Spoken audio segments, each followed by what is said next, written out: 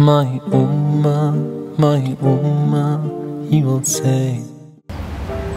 Ассаламу алейкум, Кыргыз элим, жалпы калайык калк, жалпыбызды Кыргыз Республикасынын аймагында жайгашкан, жашап жаткан жалпы мусулман калкын, мусулман элдерин кирип келе жаткан, көптөн бери күтүп жаткан ыйык Курбан айт майрамы менен куттуктайбыз.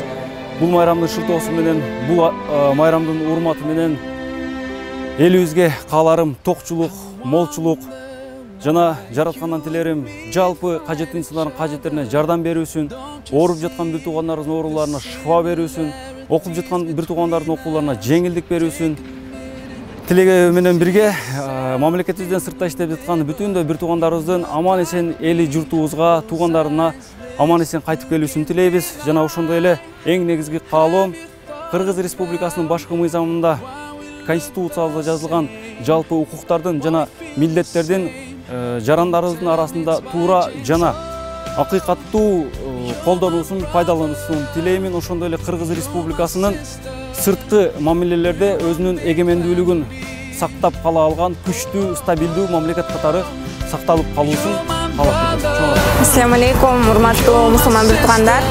Сиздерди Курбан айтыңыздар мубарак болсун деп куттуктап кетейин.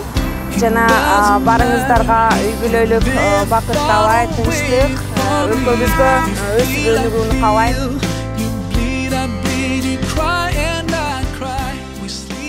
Урматтуу мусулман бир туугандар, сиздерди ошо кирип келген Курбан айт майрамы менен чын жүрөктөн куттуктайм.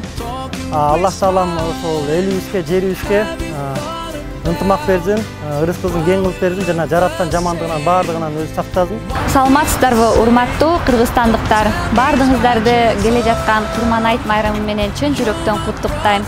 Баардыгыңыздарга чың ден соолук, узун өмүр, бакубат турмуш жана деги эле дүйнөдөгү баардык жакшылыктарды каалайм. Ушул келе жаткан парламенттик шайлоодагы буюрса тынч өтүп, элибизге, жерибизге кызмат кыла турган, ак ниеттен иштей турган мыкты саясатчылар келип, Кыргыздын деги эле келечегинде эң чоң иштерди кыла турган мыкты саясатчылар келишин каалайм.